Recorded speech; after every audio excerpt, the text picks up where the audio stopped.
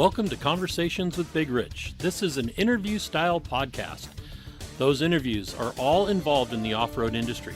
Being involved, like all of my guests are, is a lifestyle, not just a job. I talk to competitive teams, racers, rock crawlers, business owners, employees, media, and private park owners, men and women who have found their way into this exciting and addictive lifestyle. We discuss their personal history, struggles, successes, and reboots. We dive into what drives them to stay active in off-road.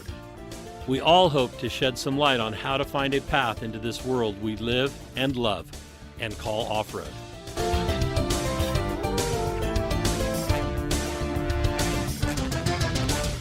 Whether you're crawling the Red Rocks of Moab or hauling your toys to the trail, Maxxis has the tires you can trust for performance and durability.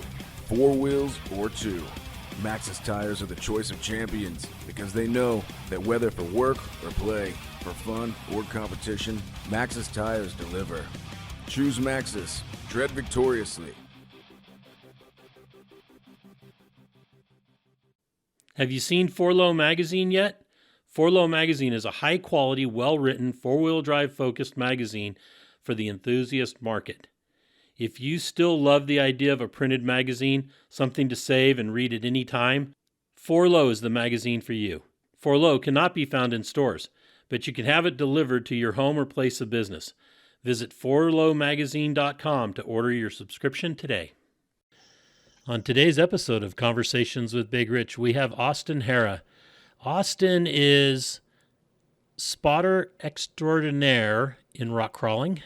From the Middle Ages of rock crawling, I'd call it. And then he's also the CEO and president of HiLift. So, Austin, thank you for coming on board and spending some time and talking with us. Well, Rich, thanks for having me, and I appreciate your podcast and what you're doing for the industry. It's a really informative show that is often also fun and funny to listen to. Well, we try to. We try to be entertaining and give people a history lesson at the same time. So let's dive right in like we always do. And Austin, where were you born and raised? I was born and raised in Bloomfield, Indiana. Small town. I think we have close to 2,500 people. And it's probably 90 miles southwest of Indianapolis. Okay. I was wondering exactly where it was. I knew that it was near Indy. So, yeah. So let's talk about that, and what was life like growing up there?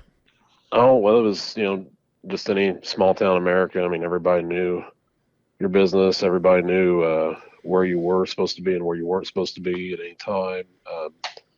You didn't just have one set of parents. You had the whole neighborhood, the whole town looked after everybody. I mean, we have 2 stoplights, so you couldn't really do anything across town, and mom and dad wouldn't know about it by the time you got home. You had 2 stoplights. That's awesome. Still do. That's excellent. That's one reason I love Mason, Texas, where we have our hotel and where we're probably going to end up settling some year, is that we have a stop sign. Oh. And no stoplights. Nice. It does make it nice. Traffic sometimes gets a little backed up, but it's better than the interstates. Yeah, absolutely. So then, with everybody knowing your business and knowing your parents knowing what you were doing all the time, and I grew up in a town of like 50,000 people, and It still seemed like that was the case. Yeah. But what was school like for you? School here in Bloomfield was, fun. We had a really close class as far as just being friendly and everything. Just elementary school, I really can't remember much of that. I mean, it's been so long, well, not really that long, but it seems like a long time. High school and junior high, was, we had a pretty good basketball team that I wasn't part of. But I played golf in high school and actually started off-roading in high school when I shouldn't have been off-roading, but that's part of it. We'll get back to the golf here in a bit, but let's get to let's find out about some of that off-roading that you shouldn't have been doing. Well, my parents had a one of the first generation Gators. I remember quite vividly. It was the day before we started our freshman year of high school, and all my buddies were over, and my parents were gone or something. And we took their Gators, brand new, and just absolutely buried it up to the frame behind their house. We had a pretty good sized woods behind our house where we'd cut trails for four wheelers and things. But the Gator was not so lucky, and that was probably about 5 hours of digging and actually using a HiLift jack to get it out. Excellent. And we thought we had it all cleaned up really good, and the next day my dad took it somewhere and like raised the bed up to dump something, noticed that the engine was just covered in mud, and then then I learned my lesson after that Yeah, with his stuff. But make after sure that you it was find like, all the mud. yeah, it was like, okay, well, he's not going to let me use this, so I need to find something for myself. So I ended up buying a 79 CJ7 and had that for a couple of years. But that was pretty much what we did. We'd go to school, and after school we'd find some farm lane that wasn't maintained, and we'd just go mudding, I guess you would say. Okay. And did your dad have any, besides the Gator, was he in four-wheel drive Well, very you would. often, or?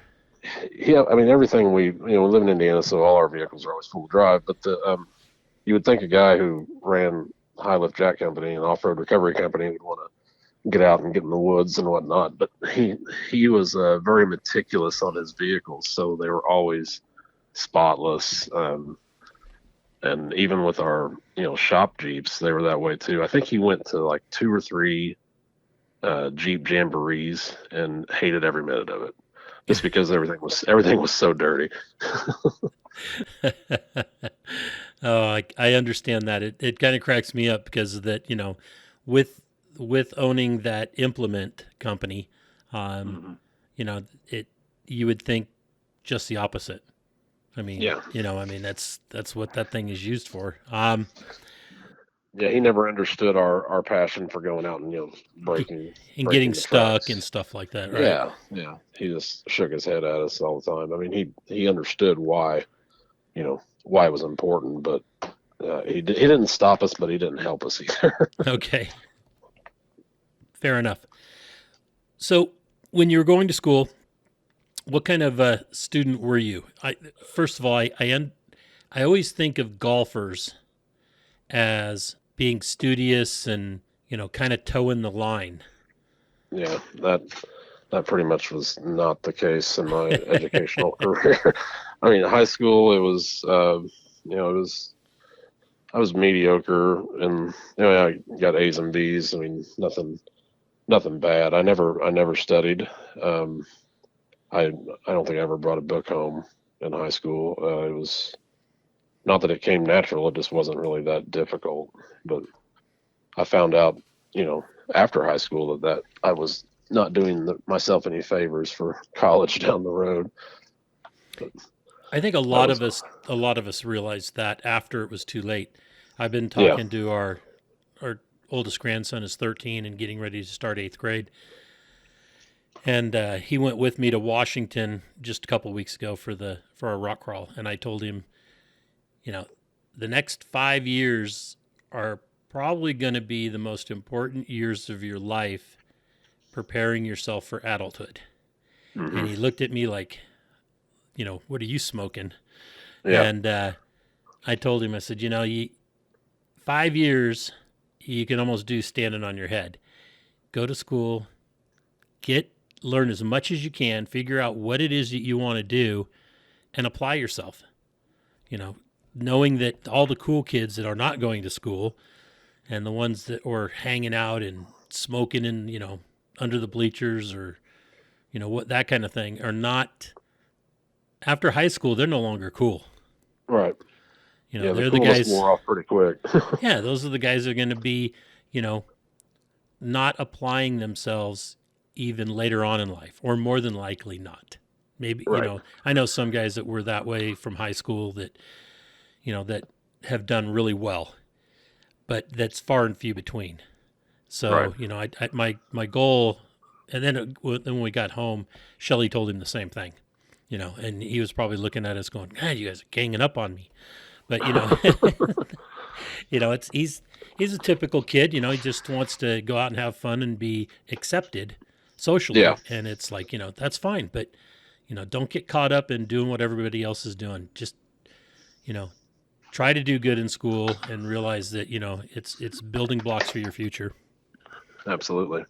Yeah. If I could do it all over again, there would be a lot of things different. Not necessarily with the end result, but just, you know, the hard time I had in college, just learning to learn and trying to figure out how to study and time management, you know, being away from, you know, rules.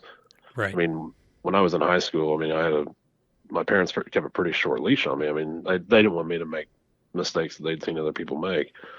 And, you know, I'd have to be home at 10 or 10:30 on a weekend, which, you know, Well, that was, yeah, it was absurd, you know, to me. And it was, you know, military school, and you know, it was like this house is a prison type thing. And, you know, it was just rough. But then when I got to college, it was like, holy cow, this is not, I am not cut out for this type of freedom at this age. Yeah. I didn't fare too well, my first semester. I ended up getting a full-time job, and, I never went to class. I think my first semester report card, I had like a .3 GPA, and you know, it was pretty impressive. I was proud of it because, you know, I don't think you could really get that bad, but I had a lot of fun, and it probably molded a lot of things in my life at that point. But yeah, and that's when the college education fund from my parents quit. I remember over Christmas break, my dad took me to our local bank to get myself a student loan to pay for the second semester. he was done. Now, did you pay that student loan back all by yourself? Oh yeah, I paid. I think it was like $5,000, and I paid it off. I want to say I paid it off in 2 or 3 years. Right. So I had a job, so I mean, I wasn't, you know, destitute, but Right. it was just it was another teachable moment. You know, you're not gonna go down there and just waste all my money and come back with nothing. I think teachable moments are very important.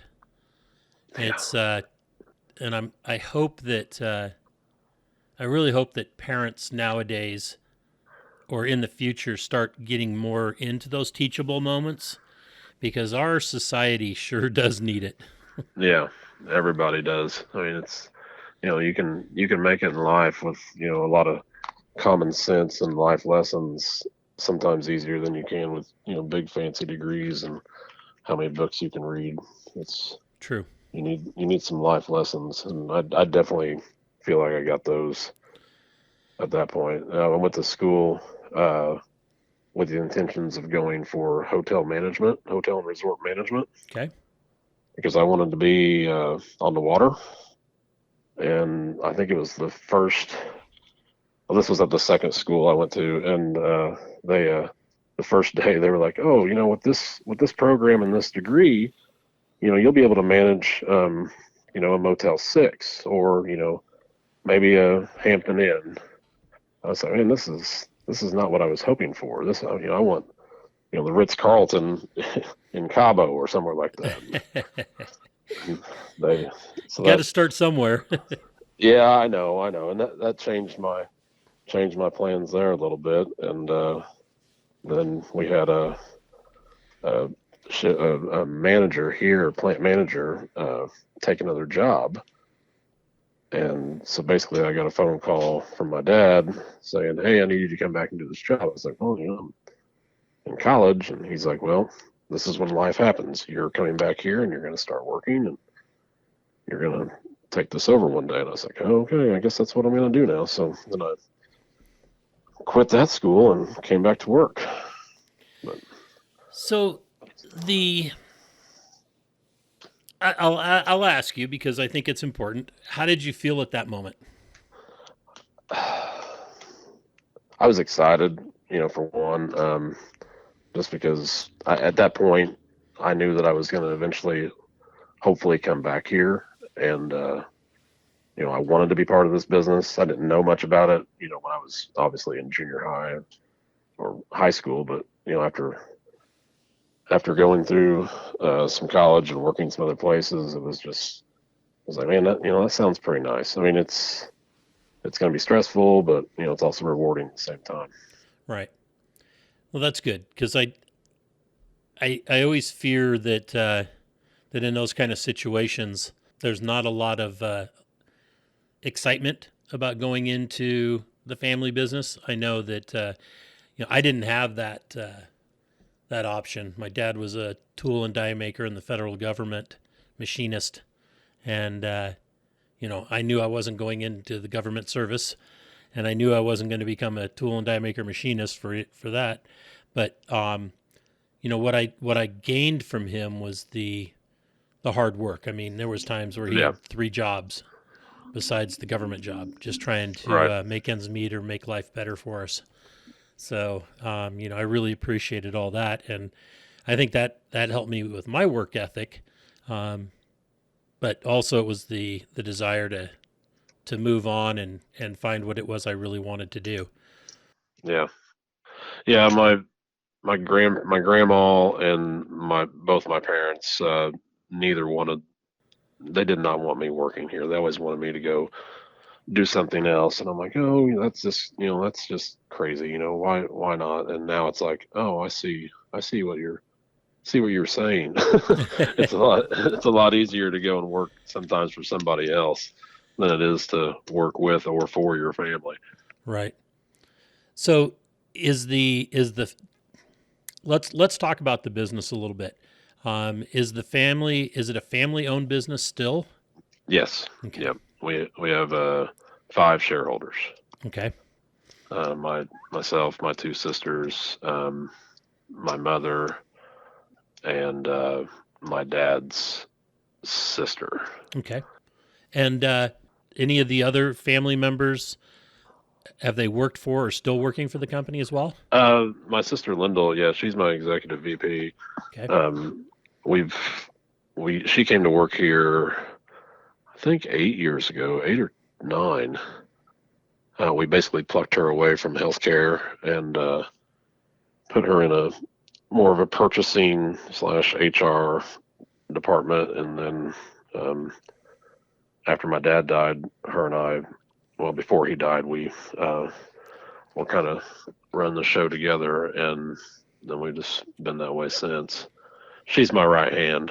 Um, I I didn't think that her and I would ever be that close, growing up, but now it's that way. And my mother's she works here part time, just helping out with clerical stuff, and she keeps us fed quite a bit. She's always bringing food in, and she she's a busybody. She's like you. She's just constantly going, and she sprays weeds here. She's got a backpack leaf blower that I think she has an unhealthy relationship with. But yeah, it's she's always doing something. She keeps the place looking good, which Excellent. is something we don't have time to do. The business was started by great grandfather, grandfather, something like that, my or my great great grandfather. great grandfather. Ooh, way back. Yeah, yeah. So we're currently my sister and I are 5th generation. Whoa, excellent. Yeah, we started in 1895, about 2 blocks away from where we're at right now. And it your product is based on some or is what they used to call wasn't it like farm all or something like that? We when we started with the Jacks, we started with Jacks in 1905, and they were Handyman. Handyman. Okay. Yeah, that was the name brand. That we still actually make a Handyman Jack, which is the same Jack as the regular HiLift, except it's all black and it has Handyman and Harrah Manufacturing on the stickers and instructions and stuff like that. Okay. And There's still a few small groups of the country that will not buy a HiLift jack because it has to be a handyman, and that's so we make them a handyman jack. absolutely, I completely Yep, understand that. yep. And so the all the manufacturing is done there in your area. All of it except for like the castings, and we obviously don't roll the steel. Okay. But we do all the machining, any of the punching, forming, welding, finishing, painting, assembly, packaging, all that's here. And do you mind if I ask how many employees you have? I've got right at 44 right now. And is that high or low for? That's low for my tenure. We've been right around 50 for a while, and not there's not really a reason we're not at 50. It's we're getting by with 44. We didn't replace when a couple people left Okay. during like the COVID time when they could go work somewhere and make really big money real quick. We just didn't have to replace those positions. We were able to fill in with our current staff. And the majority of your business now is still farming, or is it, or I should It's say, it's a it's ranching, or is it automotive and automotive? Okay. automotive and off road. Yeah, off road's probably 80%. Okay. Yeah, and Excellent. we still do some farm and ranch stuff. Seems like that market's more price conscious than our world. So they look at our product as a disposable tool, so they end up buying a cheaper import in those situations sometimes. Right. I understand that. That's a shame because you know Yeah. those cheaper ones you end up having to replace. If you replace it two times, you're going to be right about the same price, I would imagine. Well, and now with the way like the Chinese shipping is, they're right there at the same price as us. Right. Sometimes side by side, they're within $2 or $3. Yeah, that's crazy. It's crazy. Yeah, it is crazy. So, what was when you first came back? A line manager or plant manager had left, and you stepped in at that position. But I'm sure that as you were growing up, you probably had some odd jobs or part-time Well, I jobs mean, there. as long as OSHA's not listening, I've had a time card here since I've been 9. Okay. I I worked here in the summers. I washed cars and I did all the mowing. Then in high school, when I was actually legal to work with a work permit, um, that's when the fun started. When I got put on the assembly line or the paint line, and just did entry level um, the manufacturing work. And Then, at that then time, did graduated. you learn about a lot about the business beforehand?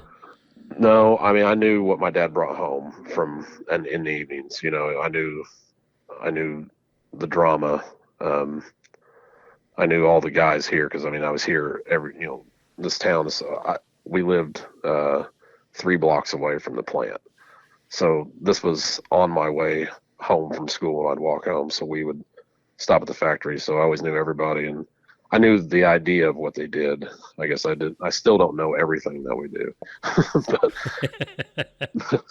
but yeah, I understood what was going on, I guess. Okay. And when when your dad became ill and you had to step up to the plate, what was your thought process at that time? It was I mean I was scared. Obviously, I was probably more concerned about losing him than anything else, just because of what Lindell and him and I had built around us. I mean, we got this amazing team here that everybody is like an expert in their department. So I mean, it was no there was no concern about any type of catastrophic failure or something being overlooked.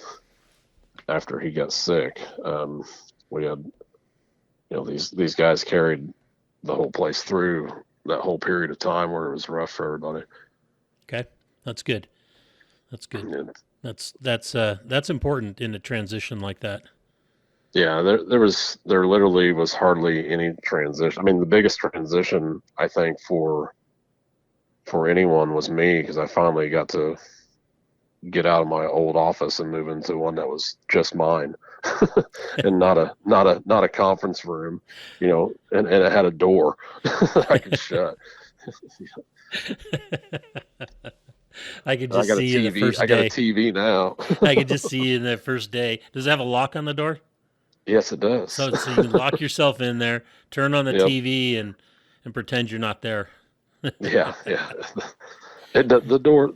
This is place. I mean, you should see it though. I mean, I'm really surprised nobody's walked in right now. My door's shut, but that doesn't stop anybody from coming in. That's what kind of operation I'm in charge of here. That's awesome. So let's talk about how you got into rock crawling and My. competitions. Oh, that was just I think a couple guys having too many beers and deciding that they were gonna try this dumb sport. And my driver Smitty, he conned me into doing it, and we had a lot of fun with it, and it was it was just interesting, the whole sport, or the whole time we did it. We never, I don't think we ever podiumed anywhere. I saw it last night in my office at home, though. We do have 3 trophies. Oh, there you go. You had to podium then. I guess we did. I think there was only 2 people in that event.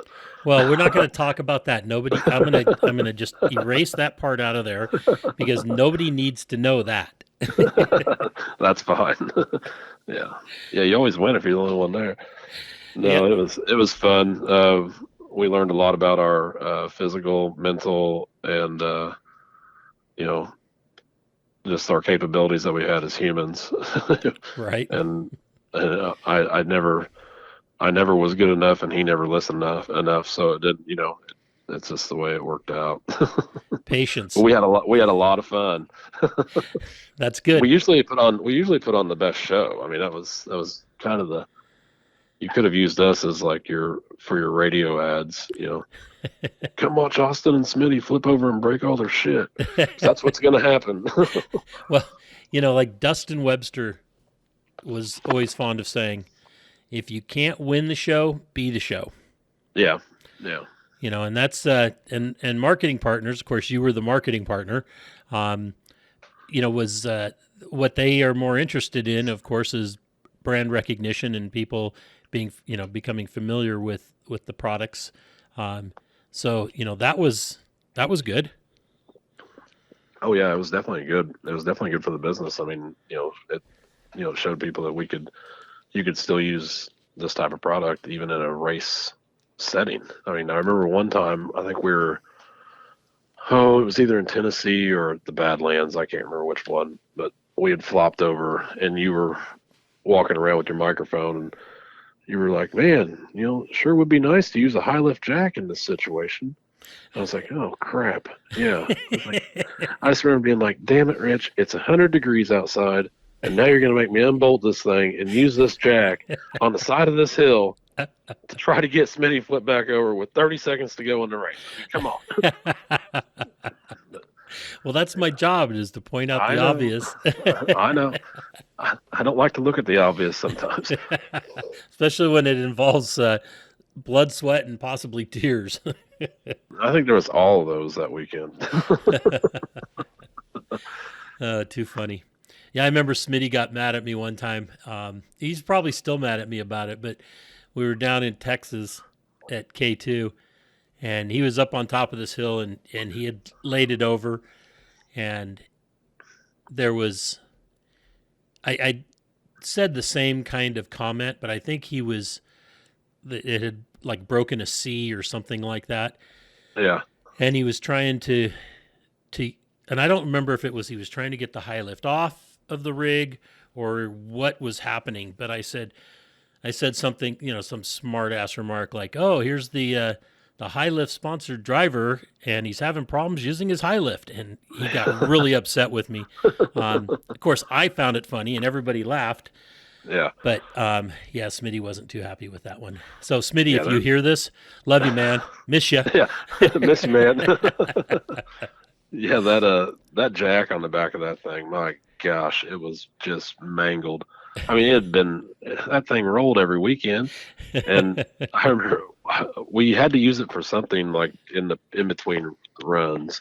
Like I don't know if we had to plug a tire or what, but I just remember it took like a hammer and a huge pair of channel locks to even get it off the mount because they were all bent. And, I mean, it was good product testing.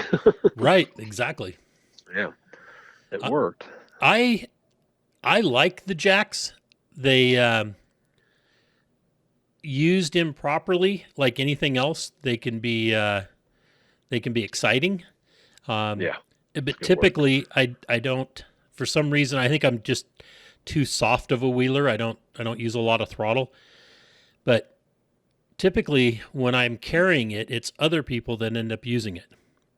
yeah, that's the way. I like to say we build our rigs too good, but yeah, that seems to be the case for us too. And anytime I'm on a trip or a jamboree or any place like that, it never fails. I'll be in the back of the group, and they'll call out on the CB, "Hey, Austin, bring the HiLift up here." I'm like, gosh, so I got to trek it all the way from the back to the front.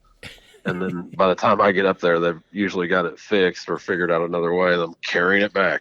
But at least like, you man, get to show off the product up and down the line of cars. Yeah, there you go. Hopefully I don't hit anybody's car with it when I'm walking by. Oh, too much. So what kind of product line is involved with the HiLift besides just the jack itself? I know that there's a lot of accessories and that you guys are constantly coming up with new things. Do you want to talk about that a little bit? Yeah, we've got several accessories, probably close to 30 or 35 actual line items. And on the accessory side, it's just a variety of mounts, different ways to mount it, vehicle specific mounts, recovery accessories that hook to the jack to make it a more useful tool. Like we've got one that turns your jack into basically a hand winch, and with the right setup and technique, I mean, it's really effective and pretty fast. But it's work. It's a lot more work than pushing the button on your worn winch, but it's a great alternative. Right, but I've seen a lot of winches, especially nowadays, with people buying price point instead of quality. Yeah. That they've bought this no-name Chinese-made winch, and they go to use it, and they let all the smoke out, or there was no smoke installed in it to begin with. Right. And then they're stuck, and somebody else has to come along. So it's again, it's another reason to buy quality instead of price point.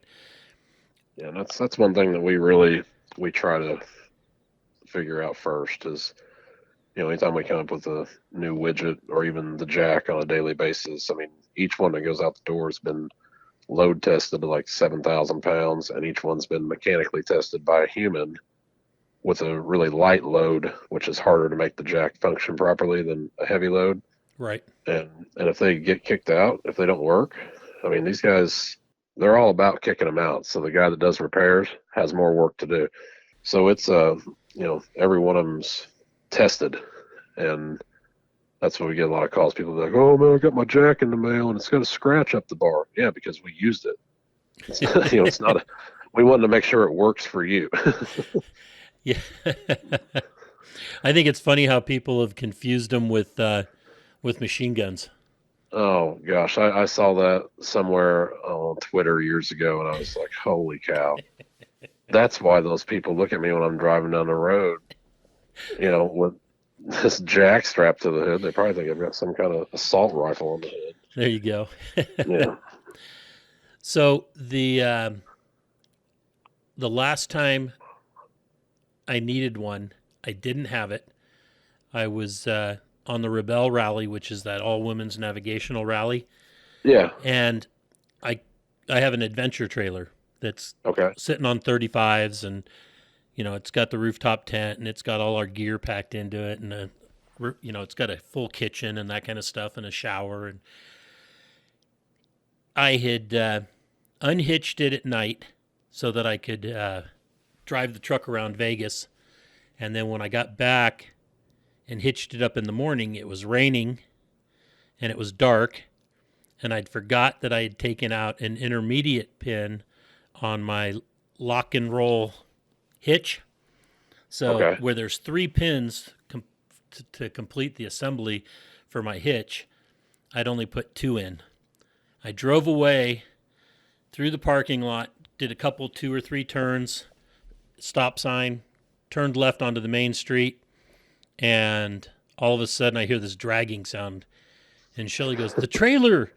I hit the brakes, the trailer slides up, hits my tailgate on my Raptor. So I'm the only one to put a dent in my Raptor so far. And I get out and I look at it and I'm like, great, now what do I do? And of course, Shelly goes, "Well, can you use the HiLift on it?" And I said, "That would be a great idea, but I didn't bring it." You literally brought the kitchen sink. Correct, but not the HiLift, because the HiLift, it doesn't work on, it would be really difficult to use on the Raptor. So I'm like, okay, it's still with the Jeep. Man, it would really be nice to jack this trailer up now. And I couldn't do it, couldn't lift it up myself. So now it's on there. Sounds like you need to call somebody, to get your mount set up for that. Exactly, because right now it's... You know a guy. Yeah, right now it's wire tied on there. Well, we need to fix that. That's for sure. I've got a similar story to that, though, too. My dad and I, years ago, we went to Indianapolis or somewhere, a couple hours away to pick up his boat. It was getting serviced, and we'd taken our work truck, which was a dually, and we were driving down. They hitched it up, and it was like 25-foot boat, and hitched it up, and we were driving down the road, and I looked in the mirror and saw the tongue of the trailer was head level with me. Ooh. And it popped off the ball. It was one of those screw top hitches. Like you set it on the ball, and then you turn this big knob like a water spigot knob. Right. And that's what tightened it down.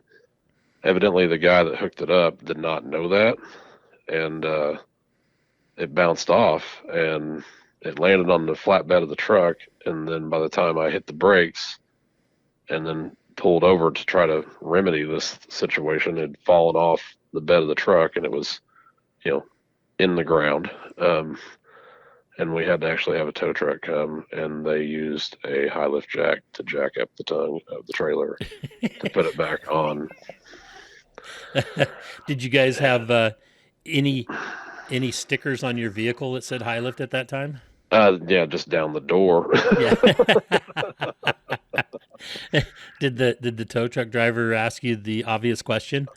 No, my dad mentioned it to him right out of the gate. He's like, for a guy that owns an off-road company, you would think that he would have the product, his product. But nope, we didn't. Yeah. So awesome. I think it was like $150 bill. And you could have bought one. Yeah, we could have bought one, 2 of them at that point. Yep. So then, the business, where's that going in the future? Well, in the future, we are plugging along as hard as we can. We're working on our second building expansion in the past 5 years. Right now, it's hopefully going to be done by the end of this year. Well, that's good news. Yeah, I hired a full-time R&D guy, so it's not just me and the other guys, meeting for 2 or 3 minutes at a time to develop new products. And he's also an enthusiast, so that helps out for the need of what our community needs. We invested in some CNC machines finally. So I brought in brand new mill and brand new lathe. We've done major infrastructure upgrades as far as our computer systems, and we're up to date now with the times. But we're just going to keep plugging along. We've got a new model of jack we're playing with a little bit, and hopefully that will be on the market within the next year or so. We want to get it right. Right. We don't want to be somebody that just puts something out there to put something out. And just the goal is try to do 2 or 3 new products a year and see where we can end up. Well, I want to remind you, we have this magazine that we I would know. love to have some content for. So keep us in mind on that. Yeah, I mean, I think COVID got everybody away, like in our office, away from worrying about advertising for some reason. I'm as guilty of it as anybody else, but we were one of the few companies that just went crazy during COVID. I sent everybody home except for like 8 of us for 8 weeks paid, and thought, okay, we'll get over this whole mess. Well, the COVID wasn't even in our area. Like nobody got sick till the fall, and so we sent everybody home too early. And as soon as we brought everybody back on June 1st, the floodgates opened up on ordering. I mean, we had 2 record years back to back, and it was all during COVID, which I guess people were not, they weren't going to the beach. Right. They were going to the hills and to the woods. And, everybody has their COVID purchase that they bought, whether it be, an above ground pool, a new TV, or in a lot of cases, it was a 4-door Wrangler. Yes. And now they've got this investment that they, have to use. They can't go out and sell it at the yard sale. They're stuck, and they enjoy the lifestyle. So I think that's really helped us grow and helped us get to the point where we realize we want to grow even more. Excellent. It's a fun experiment. Right. And then if you can keep that kind of growth, or at least, stabilize it through times like now, with the economy being, well, I guess the government's telling us it's not a recession, Right. but bullshit. And then fuel prices, they're starting to finally come down after they forced them up so high. It's still, people are not traveling. We see it on the roads all the time. Our traffic on the interstates right now, except for U-Hauls heading heading from the west to the east. Right. We're not seeing a lot of motorhomes. We're not seeing a lot of guys towing their Jeeps. I think people are staying a lot more local. I don't know about how the 4-wheel drive clubs and like jamborees and stuff are doing attendance wise, but I know it's affected our events somewhat. People are not driving, over 100 miles to come watch the events anymore. Right. And a lot of that too. I mean, I think personally during the COVID time, our activities changed. I mean, we all end up sticking closer to home, and started doing things more local. It seems like, well, at our house at least. I don't speak for everybody, but that's some of that plays into that. We saw growth during both those years in not only competitors but in spectator counts. Mm-hmm. And then this year, both of those it was continual growth over those 2 years. 2000, 2001, and it's been slowed down this year. We're not seeing that explosive growth, but I know that like there's a lot of guys out there still building cars and they're having problems getting parts, or guys that have sold their cars, building new cars, and are not getting the parts that they thought they could get it quickly. I think for 2023 we're going to see more growth as far as competitors. I think spectators will start coming back as the fuel prices come down. But it's really good to be able to weather those. Yeah, I think that's I am I when all this started happening, I was like, oh, great. I mean, especially when COVID first started, it was like we just made all these investments. We, made this plan to grow this thing, brought in the R&D guy, brought in all this stuff, and then, March 23rd happened. And it's like, holy shit. Right. This is not good. So can we talk personal, family? Okay. You're married Yep. and Been have been. married since 2011. We got married. I think that's right. And where did you It better meet? be right. We actually met at a bar. Really? Okay. Yeah. She's old. Well, not old. She's older than me. She was married before, and she moved away to Georgia.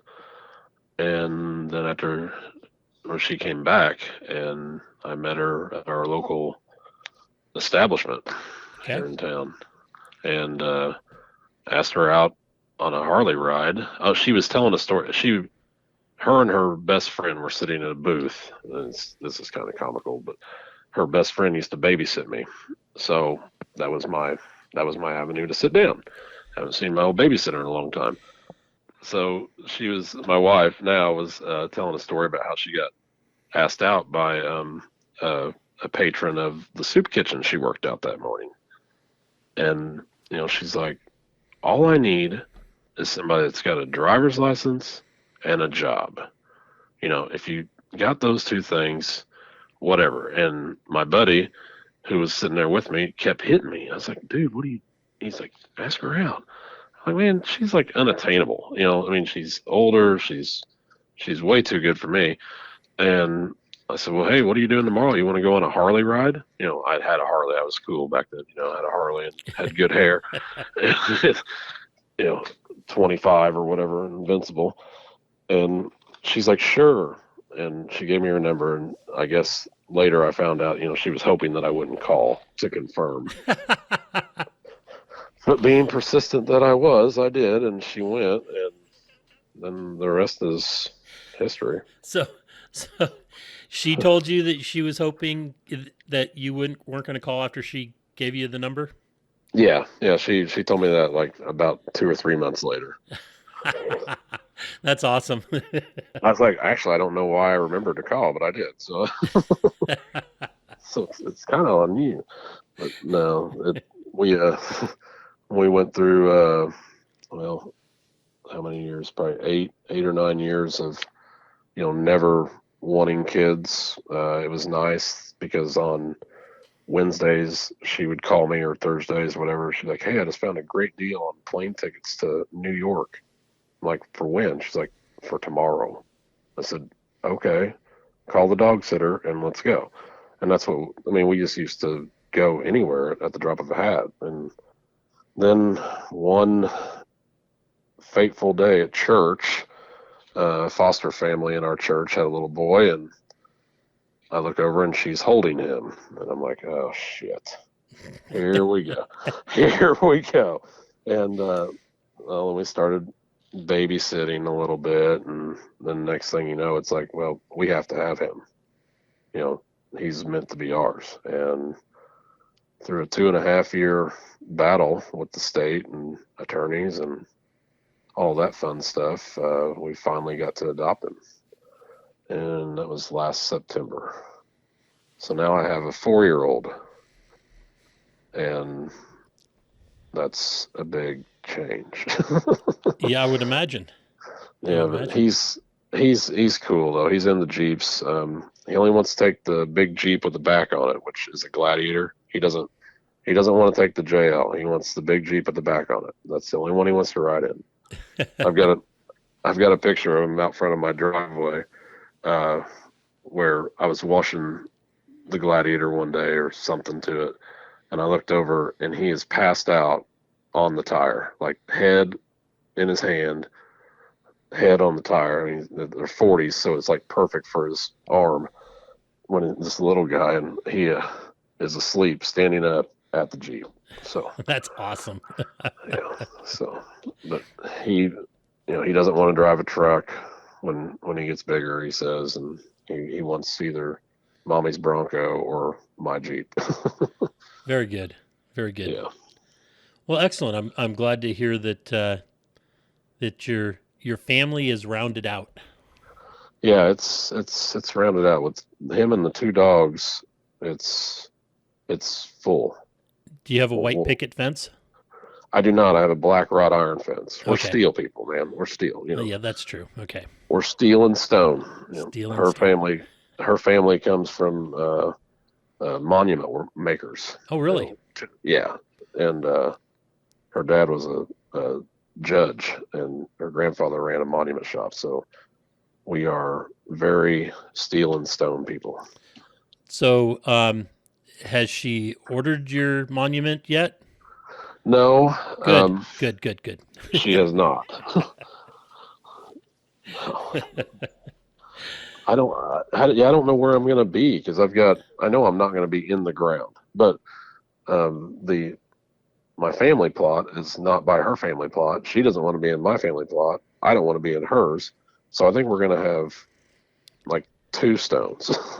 There you go. to see Austin, go south and turn left. You know? You could always put it up at the building, right? Yeah, I mean that's probably where they'll have to haul me out of anyway. True. So True. yeah. No, she's got a hell of a travel list. If I go before her to put my ashes out there, she's probably gonna need some help to find some of these places that I've found in Utah and Colorado. Where you want to be able to Yeah. to continue watching the views. Yes. Yeah. Absolutely. Yeah. I found a place out there this past year that was the craziest view I've ever seen. One of our good friends, Bill Burke, took us on a 2-day camping trip from Grand Junction to Moab, all off highway, and it was we caught some pretty good sunsets, that's for sure. Was that the Rim Rocker Trail? No, it was part of the what's the little Native American guy? Oh yeah, the Copapelli. Copapelli is part of that, and then some other ways that he goes. Okay. Cool. So, what is your favorite area to wheel? I have to say Moab. I mean, it used to be Tellico back in the day. That was always fun, but Indiana's just it's a lot of mud and tight trails, and my rigs are not set up for that right now. Right. They're more anything west of the Mississippi is what I tell the guys. They can take them wherever they want. They just got to be west of the Mississippi. But I would say I'd say Colorado is probably my favorite. Okay. Like the Georgetown area, and from there to Breckenridge. We've had a lot of fun out there. All up in the high mountains. Yeah. And neither one of it, my wife and I, don't get altitude sickness, so we don't mind that. I mean, it's not, we don't go running. Well, I don't run anyway, but we don't. But it doesn't bother us too bad. She did. She actually drove over Red Cone Pass last time we were out there, and nice. That she didn't want to after we got almost up there, but there was nowhere to get out to switch drivers. If you get out, you're going over the edge on either side. And we stopped at the top, and I was like, man, that plane is really, really loud. Well, it's because we were like at 14,000 feet. We were a lot closer to it than what we are normally. Yeah, you're halfway there because most of those things fly at like 30 to 35,000. So right. But no, Colorado is probably my favorite place to wheel. Well, good. Did you get to Easter Jeep this last year? Yeah, we did. We came in there for like 2 days. We did the camping trip before, and we didn't go to the vendor show. Okay. We kind of did it really weird. We did the camping trip, and then we stayed at I I can't remember what it was called. It's a little roadside motel in downtown Moab. It was like an old school motor inn type place. Right. Yeah, we stayed there for a couple days and then came home. Yeah, I only got a couple of days there. I I drove in on like the Thursday before, something like that, and then had to fly back to Texas to get. I drove in with the semi truck, so I got there like on Monday, Sunday, and then turned around, flew back to Texas, drove the Raptor back out, and then spent 2 days there, and then had to fly to California. Oh, Or I drove yeah, to California from there, and in an emergency, and it was like, man, 2 days in Moab, and all that yeah, driving, and none of it. I mean, in one trail. yeah. Yeah, I think we did two full days of trail, and with Robbie from here was with us, and when he leads the trail, it's you better pack a lunch, and if you're gonna want to eat dinner, you just better just throw that out the window because he just does not stop. I mean, it was fine. We had a lot of fun, but we covered so much ground because it was just the two of us, the two rigs. I mean, I think we probably did 70 or 80 miles a day. Nice, Yeah, it was fun. very nice. We did Cane Creek for the first time. I was with Charlene and Ben Bauer, Yeah, and I had never done Cane Creek, and I didn't realize. I just thought Cane Creek, you follow the creek and then you turn back out of it. I didn't realize no. that you go up that canyon wall at the end. Oh And yeah. we had a bunch of the girls from the Ladies Off Road Network that had not, their only wheeling experiences was basically that week there. And they'd done Top of the World and then Cane Creek. So when they got to Hamburger Hill, it was an interesting situation, but the girls handled it really well. And I just had to remind him, don't watch the people in front of us because they didn't know what they were doing. And we were not going to let them drive off the cliff like the others looked like they were going to. Just Yeah, but trust us and we'll get them oh, up it. did you see the was that wreck still down there at the bottom?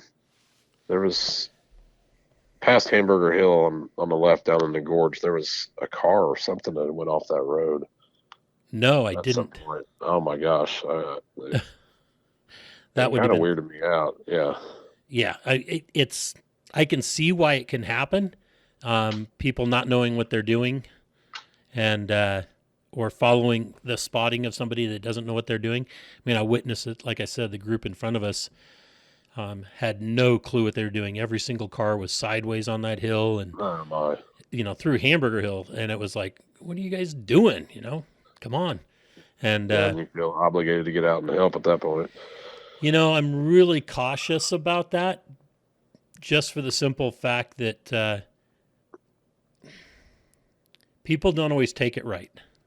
Right. When you walk up and say, hey, would you like me to help you to go through this instead of your friend because your friend's an idiot? Yeah. I mean, maybe I'm approaching it the wrong way, but Especially when you're like me and just an asshole. People just, I used to be. well, my sometimes my we all my gotta be. BS years before Shelley. Oh, okay, yeah, I have those too. BA before Alicia. That's Exactly. how we describe stuff to our son sometimes. Yeah, I Daddy love used to it. have all these cool toys. So then you're expanding the buildings, Yeah, and bringing in equipment and everything to work on to do more stuff in house, or just to be more efficient. both. We're gonna bring some of the work that we usually have outside finishers do. We're gonna start doing some of that more here, or have the capabilities here for more production demand and readiness. We also are lucky to have we've got a Navy base 12 miles away from us. Okay. It's a landlocked Navy base. Yeah, I was just going to ask that. I'm glad you. Yeah, it's different. That employs most of our area, and they have a ton of contractors. and and there's all these other little machine shops around, that feed off of this place. I mean, they just have so much work that needs to be outsourced for all the things they make, and we're hoping to get into that. We could do it right now, but I don't have all the manpower in place, and I don't want to do it half-assed.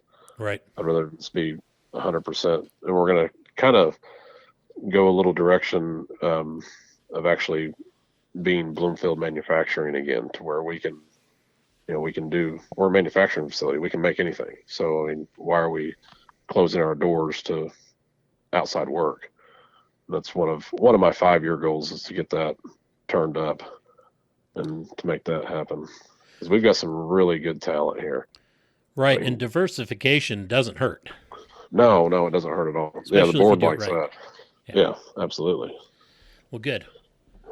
Glad to hear that. And so you're going to be more of a job shop, or are you going to produce things for other people, or are you going to keep it Yeah, all? we'll do anything. I mean, it sounds like we're desperate, but I mean, we're obviously not. But we're going to open our doors to make anything for anybody. I mean, we're good at it. Right. My guys are really good at it, and time management's one of our fortes. So we understand urgency and quality. That's what we're going to try to capitalize on. And you said that'll be Bloomfield. Yeah, we are Bloomfield Manufacturing Company. Okay. That's our parent company. All right. It's the same. It's just one company. HiLift's an actual division of Bloomfield Manufacturing Company. Okay. That's kind of what I was thinking, but wanted to clarify that. Yep. And I've got two titles. oh, as president and CEO. Okay. Yeah. CEO one and president of the other. Yep. Okay. What with the child now and not being able to quickly or just overnight say, "Hey, let's go to New York." What kind of time away from work are you guys trying to set up? Well, we've got a year before he goes to full blown elementary school, so we're going to try to get away some more. This calendar year, we typically vacation in the Fort Myers, Sanibel, Captiva area in Florida, and it's kind of been our home away from home, and do some more of that this year, and probably have to start thinking about Disney World again. Get a boat. I just sold my boat. I'm in the worst Oh. place ever. I'm between boats. Ugh. It's horrible. It's absolutely horrible. I understand. We can't get to our boat right now because of family health issues that we're dealing with, but and it just sitting there on that boat somewhere is just it's so relaxing. It doesn't matter where it is. I mean, we went down one that we used to keep it in Florida when we had a boat, and we were down there for our anniversary, and one of the motors blew on the boat that day, and it was still better than a bad day at home or at work. It was an expensive day, but it was still better than a bad day at work. Right. Yeah. Yeah, I've got a motor that's being worked on right now, so I know that.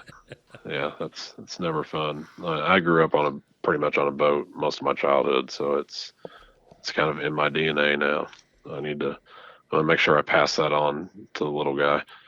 Excellent. If nothing else, he'll know how to drive one. Right. There's nothing worse than going on a lake somewhere where somebody rents a pontoon boat and nobody knows how to drive the boat. Oh, it's it's quite. There's a page, or the chit show. No, disqualified captain or something like that, or unqualified captain or something. But it's all bloopers of people, screwing up in the marinas, trying to launch a boat, smaller boats, things like that. And then the other one is that there's an inlet near Miami. Haulover. Haulover, yep. Yeah. So watching some of those videos is just absolutely hilarious when you see how stupid people can be. Dude, that place is crazy. Those passes like that are just insane. I mean, you could sit there and watch that stuff all day long, and it'd just be comic. Yes. Even when you see the police boats end up on the rocks. Oh, yeah, yeah. No, I think I would try to avoid that place. Yeah, I think so. We want to do the loop, and one of the things that we're gonna stick probably to the inland passage most of the way, where it's available. But yeah, I don't want to go through Hanover if the seas are ever really big. Yeah. Even though my boat's big and would handle it just fine, I think I don't like the idea that. Well, you don't need to spill your drink. I mean, I just drink 7-Up. Okay. Well, you don't want to spill that because then the ants will come. Yeah. Yep. The ants will get all over the boat. Yep.